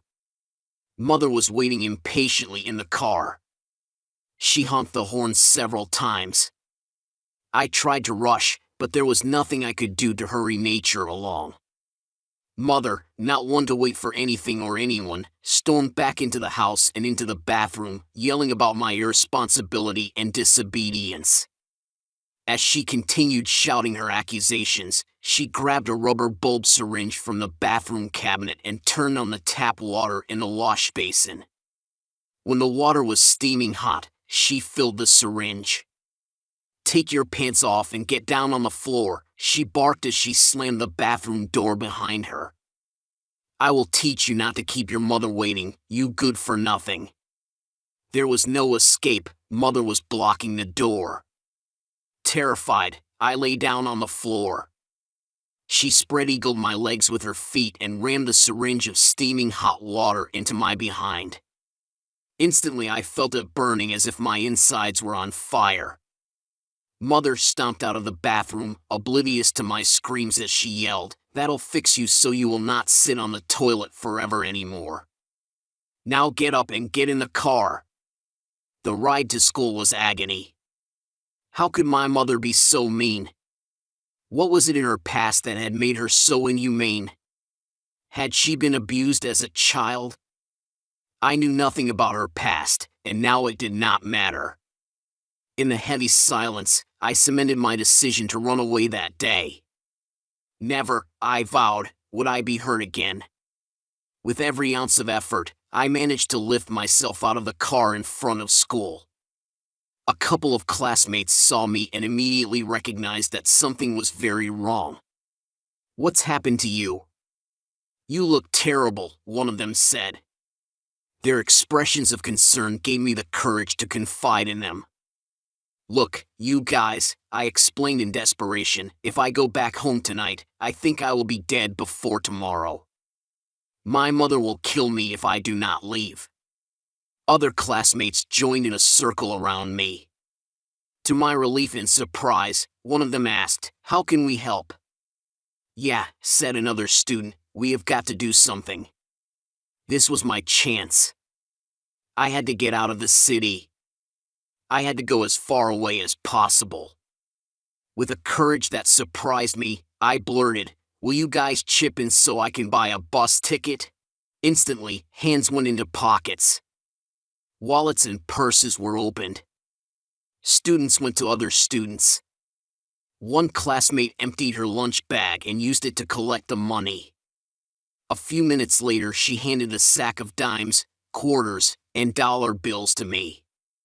As I reached out to accept it, I realized that this would probably be the last time I would ever see them. "You know you will never get your money back, do not you?" I said. "I will never be able to come back to this school." As I was talking, I could feel the tears running down my cheeks, and some of the students were wiping tears away from their eyes. I could hardly believe what I was seeing. I had never realized that any of my classmates even knew I existed, much less cared about me. For the first time, I recognized that I had had friends all along and did not even know it. "Bye, you guys. I will never forget what you have done," I said, trying to thank them but finding no words adequate. As I turned to walk to the bus station, one of the students came trailing behind me. "I am going to the bus station with you," he explained. "I will watch out for the truant officer and the police. I do not want anyone stopping you from getting out of here." Though I was scared as I walked to the bus station, I had not one doubt or hesitation. I knew that I had made the right decision, and no one could have convinced me differently. I purchased a ticket to a large city about 200 miles away and boarded the bus with high hopes. I would never spend another night at my mother's house, and I would never again be abused. Chapter 3. Deeper Evils. Pain shot up my body as the bus bounced over an uneven road by a construction site. I tried to ignore it, but every time I shifted in a seat or the bus hit a bump, I was reminded of the horror of that morning. "Concentrate, Lauren." I ordered my mind. I had to think of a plan. Where would I go? What would I do once I arrived at my destination? I had no contacts and only a couple of dollars left in the lunch bag. I had accomplished the escape. I was out of my home, no longer suffering from my mother's physical and mental beatings, no longer having to endure those men in the basement. Now I would try again, to find someone who would help me and protect me. There was not much I could do about the men in the basement. In those days, I had never heard of the term sexual abuse. It was not talked about on television or in newspapers, and certainly not in the classroom. In 7th grade, the highlight of our sex education was a lively discussion of what date we should allow kissing. The majority said you should wait until the 3rd date. So, my experiences in the basement had to remain a secret. However, certainly someone ought to be able to do something about my mother. I did not know what went on in other homes. My mother did not allow me to go to other houses. But without her around, maybe I would have the nerve to say more about what went on in my home. Maybe now I could find out if my situation was unusual. By the end of the 4-hour bus ride, I had reached a conclusion. I would go to the police. I was going to a large city that had a large police force. But more importantly, my mother was not there to defend herself. Back in my hometown, I got the impression that the policemen were her friends. At least they tended to believe her story rather than mine. I had to believe they were on her side. My remaining money was just enough to pay for a taxi to drive me to police headquarters. My limited courage evaporated as I walked into the imposing building. Everyone seemed busy. There were all kinds of activities. Who would have time to listen to me? They would consider me a nuisance. However, a policewoman did consent to hear me out. She took me into her office and asked what I needed. "I think my mother is becoming a wild woman," I said in practically a whisper. "I am afraid she is going crazy and will do something horrible to me. If I go back home..." I could not finish the sentence. What do you think she could do to you? The woman asked in a very businesslike manner. If I spend one more night at that house, I might not live to talk about it. She could kill me. There, I had done it. Certainly, that was enough information for the police to act. What's she doing to you? This morning I woke up and I was so afraid I could not move. Nearly every day she has these screaming fits. She beats me or kicks me. A few days ago, she started locking herself in the bedroom for hours at a time. I never know what she is going to be like when she comes out. She is almost like a wild woman. She does terrible things to me. They are getting worse and worse. I do not know what is happening to her. I am afraid she is going crazy. In those days they did not have children's protective services. Children were rarely taken out of the home. But I thought surely there had to be a way to protect me if my life was in danger. How old are you? The officer asked. 15, I answered. When will you be 16? In 5 more months. I suggest you go back home and live there until your 16th birthday. After that you can legally choose who you want to live with. Just be a good girl and do whatever your mother tells you to do. You will see how time flies. Are you willing to do that? There is nothing we can do for you here. For a moment I stared at her. How could she say that? Obviously, she did not understand. Had she even heard what I had just said? If I went back home, I might not be alive by my 16th birthday. But what else could I say? Meekly I mumbled, yes, I will go back home. In dejection I walked out of her office with no money and nowhere to go. I wound up sleeping underneath the bushes in a city park. It was the rainy season, and I was wet, cold, and hungry. In desperation I begged for money. Many passers-by kept on walking. Some made snide remarks. But a few paused long enough for me to explain to them that I had run away from home, but that now I was lonely and broke. Some of them offered comments like repent and be saved, or you are nothing but a trashy streetwalker. Once in a while someone would reach into his pocket or purse and hand me a couple of quarters or a dollar bill. I would thank him and promise that the money would only be spent on a bus ticket home. Thinking back on the 2 days and nights I spent in the park, I realized that it was a miracle I was not picked up by the police. As soon as I had enough money, I bought a bus ticket back to my hometown. I was still determined not to go back to my mother. That left me only one other alternative. In complete desperation, I walked over to the juvenile hall, turned myself in, and asked them to help me. Of course, they let me in. I was a runaway, a delinquent. Promptly they locked me in a small room that looked like a jail cell, bars on the window, a narrow cot, and a toilet. There was no light switch on the wall and no doorknob on the inside of the door. A 3-inch by 6-inch slot in the door gave a full view of the room, including the toilet. As the reality of my situation gripped me, I clutched the bars in the window with both hands and screamed at the top of my voice. Somebody help me! Please help me! I yelled and sobbed until, spent with exhaustion, I dropped into defeat to the cold, hard floor. They had won. I had lost. As I sat motionless on the floor, I heard the sound of keys in the door. Looking up, I saw a guard standing over me. As he saw me cowering in the corner, he said softly, "You have not done anything wrong. You are not supposed to be locked up in this room." He helped me to my feet and added, "Do not worry.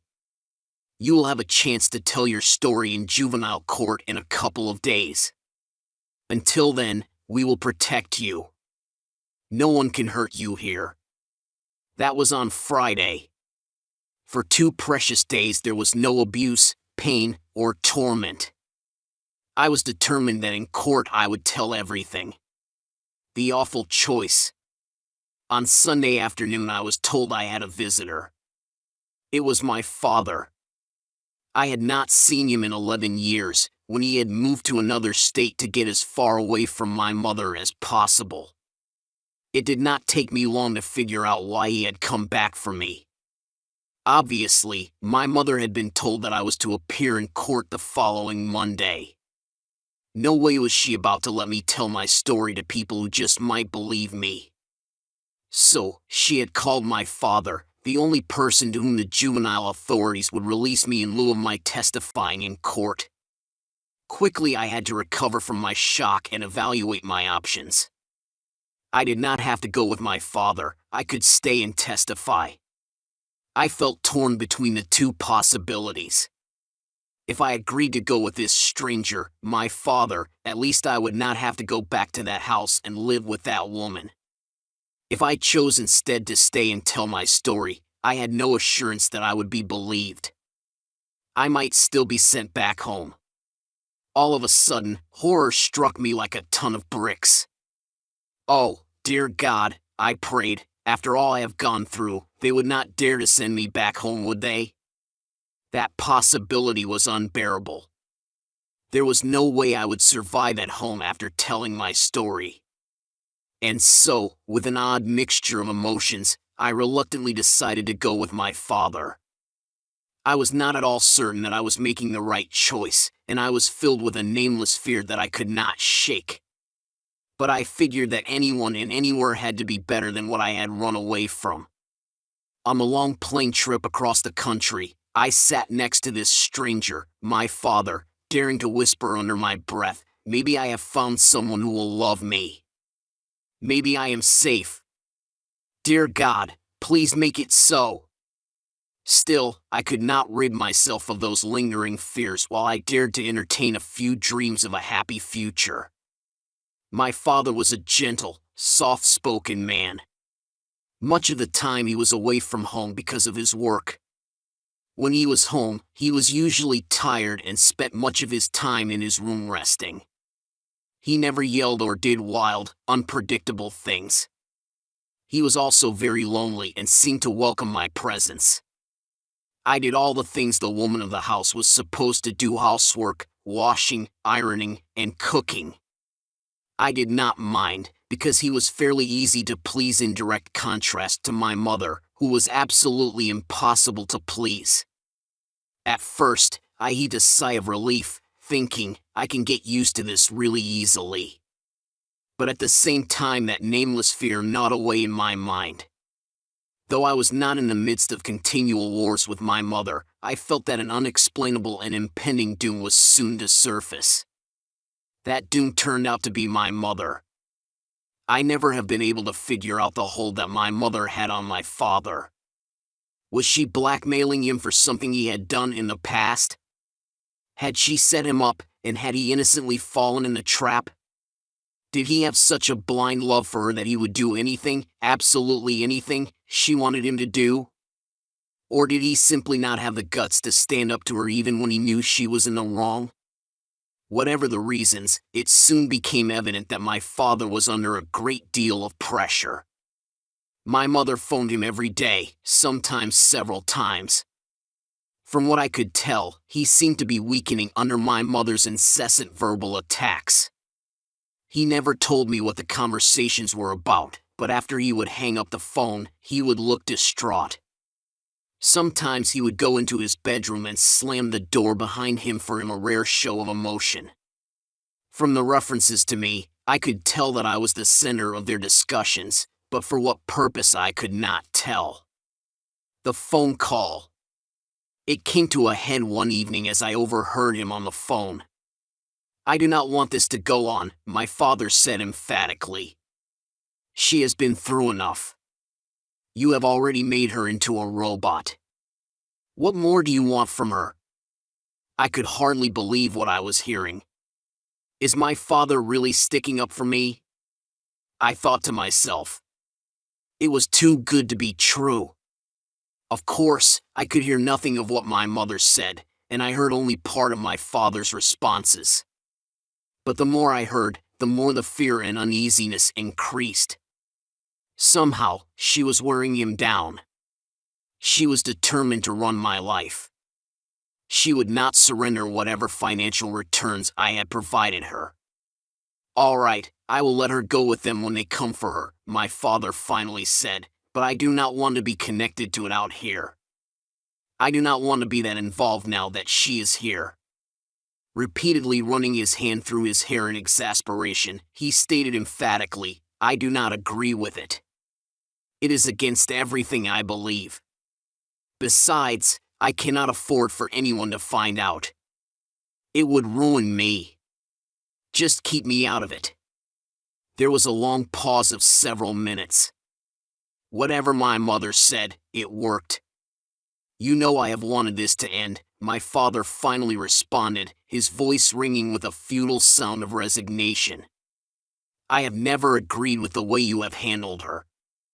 But I do agree, she has never been anything but trouble. You have always been the boss of everything. I am too old to fight you.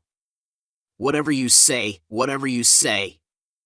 I had been leaning against a wall as I listened to their conversation. As I fought to make some sense of what I had heard, I slowly sank to the floor. Tears streamed down my cheeks. The dream I had dared to entertain was shattered. I had run away in hope that the bad would be ended and a new life could begin. I had done all I knew to do, but it was not enough. A cloak of despair fell over me as the dream that had kept my desperate hopes alive was gone. I realized then that my parents were separated in distance only. The business in me would continue. My father was too intimidated to stop it. My mother would continue to inflict pain, hurt, and ugliness. I began to rock back and forth, wrapping my arms around my body in a futile effort to comfort myself. No more hope, I cried. No more way out. No more dreams. Then I looked up toward heaven through eyes that were wet and blurred and cried, "Why, God, why? Where are you? Don't you care?" God's answer was a deafening silence.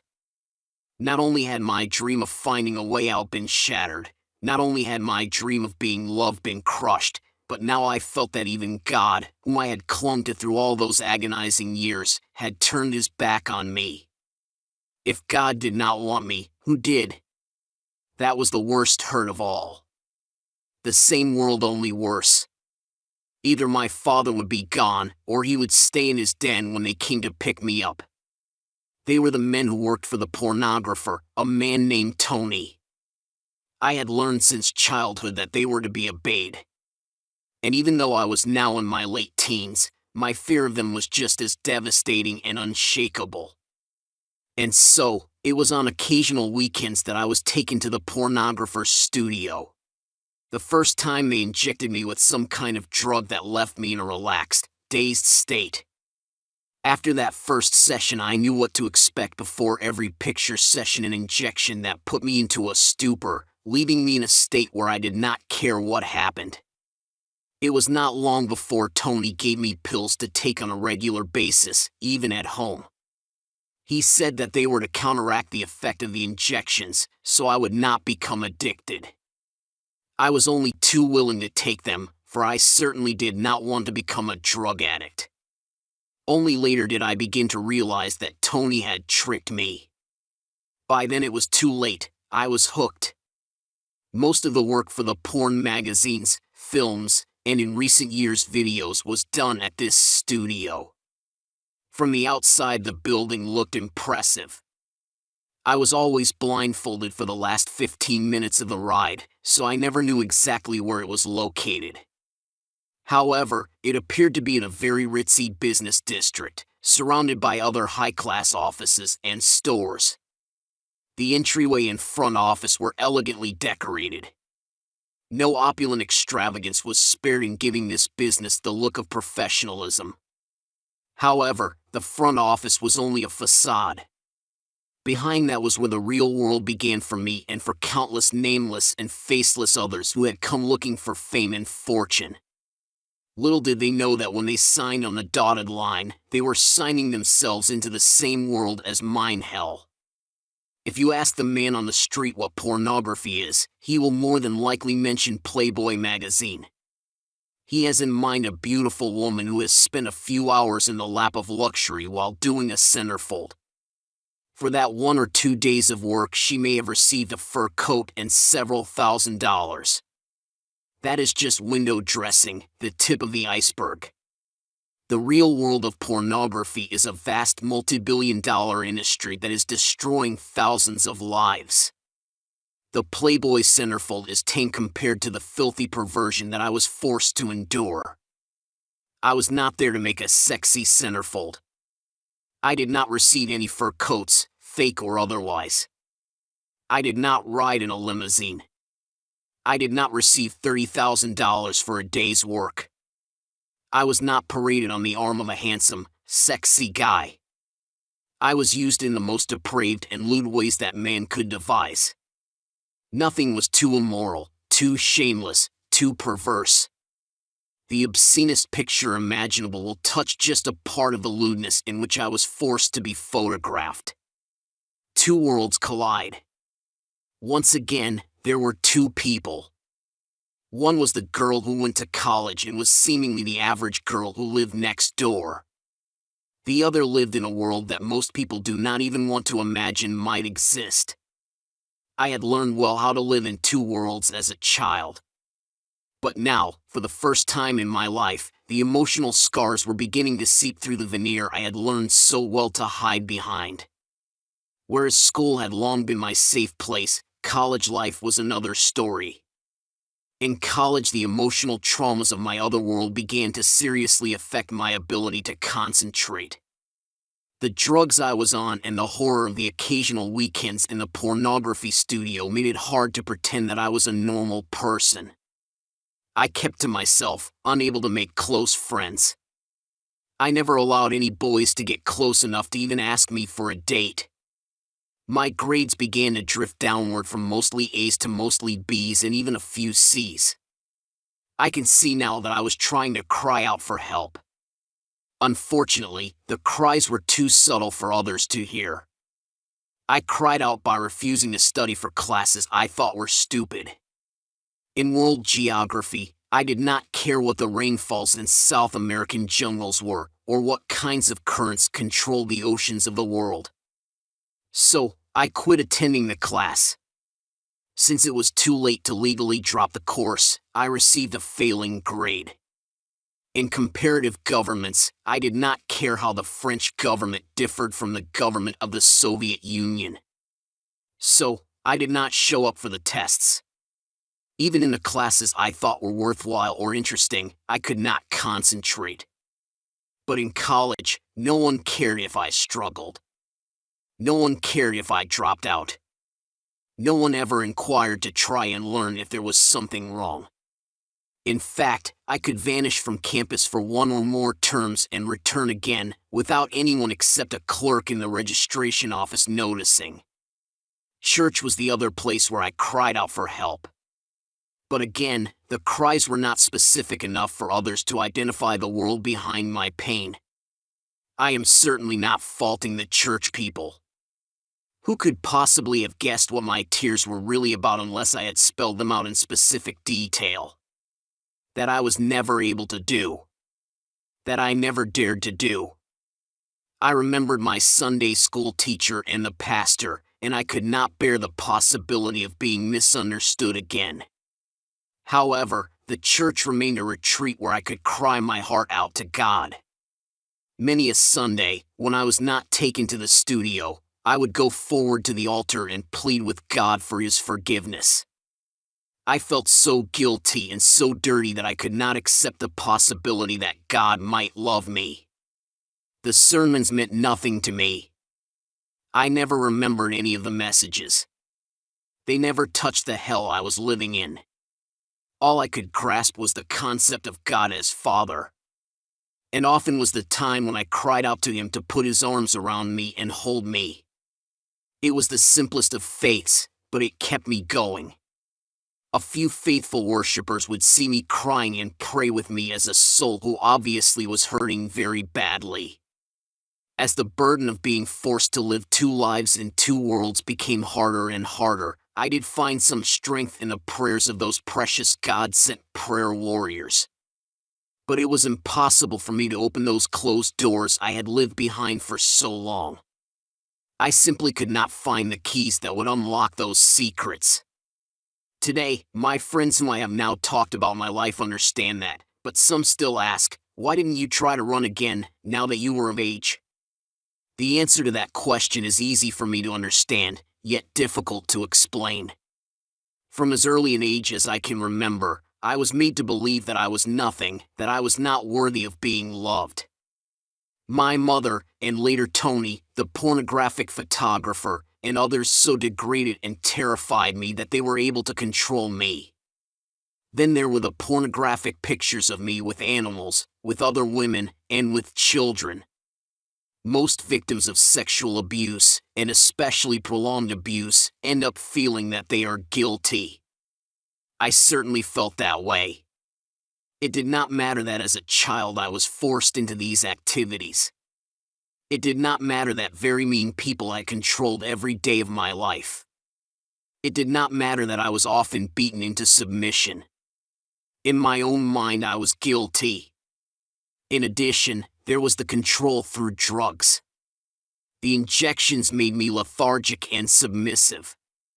In between I was given pills, and it was not long before I was hooked on them. The drugs made it easier to endure the physical and mental pain. I did not even care as much about resisting. I became like a robot, and that was exactly what they wanted. I was shocked out of my lethargy one day when I saw a fellow victim die of a drug overdose during one of our sessions. Immediately I informed Tony that I was getting out and I refused to take the pills. The following day I broke into a cold sweat and I felt like bugs were crawling all over me. I stood in a cold shower for an hour, but the feeling would not go away. Then I began to hallucinate. I saw gigantic bugs crawling on the walls. Before the day was over, I was begging Tony for more drugs. "You pull that stunt one more time and you will end up dead, pretty baby," Tony threatened. Then, as he handed me the pills, he added with a wry smile, "You cannot get along without us." I knew he was right. They had me. I had tried to get help before, but it had not worked. I had run away before, but that had not worked either. And now, with the countless lewd photographs they threatened to send to anyone I knew, with my watching another victim like myself die from a drug overdose, with the fear that they would track me down and kill me if I ran, I saw no way out. So, feeling now more than ever that this was my fate, I resigned myself to the abuses and passive submission. Whatever the pornographers wanted, I did. Whatever physical abuse, I silently accepted it. Whatever sexual abuse, I endured it without a word of protest. The tears flowed. My heart cried. My soul wept. And yet, miraculously, I still loved my Heavenly Father, for He was my only hope. Now I can see that He was protecting me, keeping me until the day when I would see His sun shining into the darkness. Apart from His presence, I have no doubt what my fate would have been, for I saw it enacted in the life of a teenage girl who died in my arms. Rhonda. The pornography business is like a revolving door. Devious men entice people in, use them until their minds and spirits are broken, and then throw them away. In and out they come and go, a never-ending circle of horror. I had long ago gotten over caring and hurting for others. I had lived in hell for every one of my 19 years. I was hurting as badly as they were. And after all, some of them had come through those doors of their own free will. But for some reason Rhonda touched my heart. She was typical of the runaway teenager. She had hopped a bus that she believed would take her to a new life, freedom, and maybe even fame. She was just innocent enough to think that fame went to the beautiful, and Rhonda was certainly beautiful. With a slender figure, long blonde hair, large dark eyes, and an irresistible smile. She had all the qualifications for stardom, or so she thought. She knew one thing for certain: nothing could be worse than the alcoholic parents she had left behind. Rhonda was wrong, dead wrong. She found herself in the big city, living on the strip. Turning tricks was the only way she could survive. Tricks are men who pick up a prostitute. It did not take long for disenchantment to catch up with Rhonda. She wanted to go home. But she was afraid of her parents, and she did not want to end up in juvenile hall. It was a Saturday night, and Rhonda was coming up dry and finding a trick. She was penniless, cold, sick, hungry, and frightened. It was at this point that Rhonda had to decide. A man named Tony had told her about a place that would take her in, feed her, provide her a bed, and give her money. All she had to do was pose in the nude for a photographer. Rhonda was not streetwise enough to recognize that Tony's line, "I work for a photography studio that is looking for girls like you who need a break in life to try out as models," was just that, a line. She did not know that Tony was really working for a pornographer, not a reputable photographer, and that his real job was to find pretty but desperate girls, preferably runaways who would not be missed, who were just gullible enough to fall for his line. She did not know that Tony's show of concern and offer to show you the ropes until you get your feet on the ground would last only as long as it took him to convince her to walk through the doors of his studio. And so, it was, in the cold and rain of that Saturday night, that Rhonda made the worst decision of her life. Tomorrow she will go to work at this place. On Sunday afternoon, after making herself look as presentable as she could, Rhonda walked through those revolving doors. I watched Rhonda as I had watched dozens of Rhondas. The so-called photographer cleaned her up, fed her, and made her feel important. Rhonda was on her way up.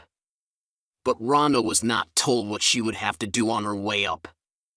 They did not tell her that once she walked through those revolving doors, she was their property, they owned her.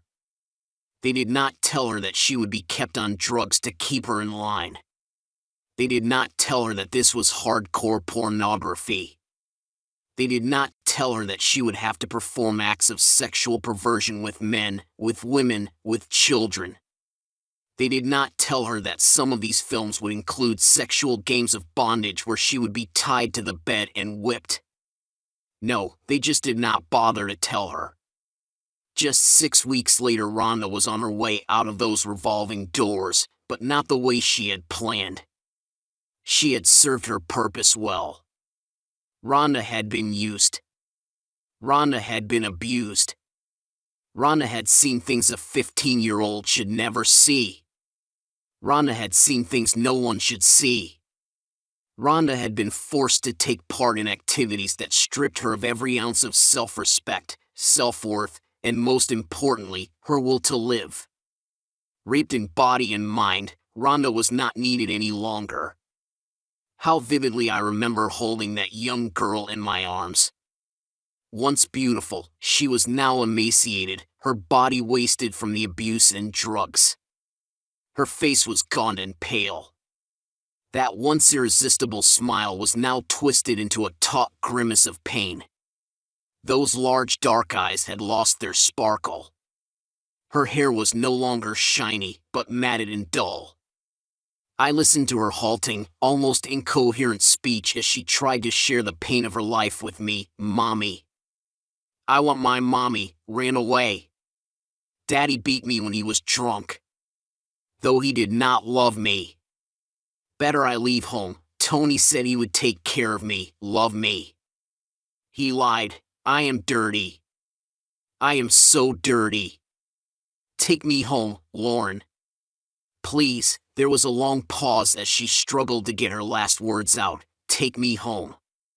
This was no woman of the world who had collapsed in my arms. This was a disillusioned young girl who had fallen into the hands of one of the most evil, depraved, and perverse professions in this country, the porn business. As I gently held Rhonda in my arms, slowly rocking her back and forth, I whispered, "Jesus loves you." Then I felt her body go limp. This precious young life, who should have been enjoying carefree days of fun and laughter in a loving home, died in my arms from a drug overdose. As I laid her head on my lap, I was overcome with grief. It should have been me, I sobbed. It should have been me. The porn business. Pornography is not just a picture on a piece of paper. Pornography is not just a work of art. Pornography has a living definition. I know. I am one of them. And my experience is not unique, not by a long shot. Though accurate figures are impossible to obtain because of the secretive nature of the industry, it has been estimated that up to 600,000 children in the United States are used annually by the kiddie porn industry. That figure makes sense when one considers that many victims are runaways with little or no money. According to a report sponsored by the Department of Justice, it estimated that between 700,000 and 1 million children run away from home each year. Adult exploiters can pick them up at bus stations, fast food stands, and street corners and offer them money, gifts, or drugs for sexual favors. The report also recognizes that there are children like ours whose parents have sold them for use in child pornography. Pornography is about living human beings. It is about people, especially those who are the most vulnerable in our society: babies, children, teenagers, homeless young adults. There are two victims of pornography: the victim whose body is used to produce the pornographic picture, and the victim who reads and feeds into the pornographic breeding ground. Both types of victims are physically and/or psychologically abused. There is no question that pornography is a major contributor to child abuse. It helps explain why so many middle and upper-class respectable citizens are involved. One study sought to identify who reads magazines such as Playboy, Penthouse, and Hustler. It discovered that 10% of all men who serve on school boards read Playboy.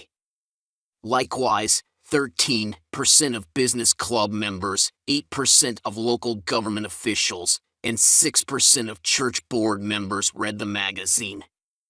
Charles H. Keating, founder of Citizens for Decency Through Law, said in testimony before a U.S. Senate hearing that one research study revealed that 77% of child molesters of boys and 78% of child molesters of girls admitted imitating the sexual behavior they had seen modeled in pornography. And they did not get the ideas only from what is called hardcore porn. Dr. Judith Reisman, through an $800,000 grant from the Department of Justice, studied the images of children, crime, and violence in Playboy, Penthouse, and Hustler. She identified more than 6,000 photographs, illustrations, and cartoons depicting children in 683 issues of these three publications. Hustler depicted children most often, an average of 14.1 times per issue, followed by Playboy, 8.2 times per issue, and Penthouse, 6.4 times per issue. Pornography is big business. According to estimates presented to the Attorney General's Commission on Pornography, it is an $8 billion per year industry in the United States. But statistics do not begin to reflect the Ronas, the starry-eyed, gullible teenagers who fall for the empty promises of the dream come true. It does not reflect the young woman who has been bound, chained, whipped, and degraded to the lowest level. It does not show the babies and young children who are abused and battered in perverted sexual acts with adults, or the ones who are used in snuff films where they are tortured and then killed during the filming of pornographic videos. As the demand for this garbage increases, pornographers stoop to new lows. There is no bottom line. There is no standard of morality or decency beyond which they cannot pass. The pornographers have thrown decency and morality to the wind. Victims of the porn business experience a slow death. Through the years, I was robbed of everything that counts the most to a human being.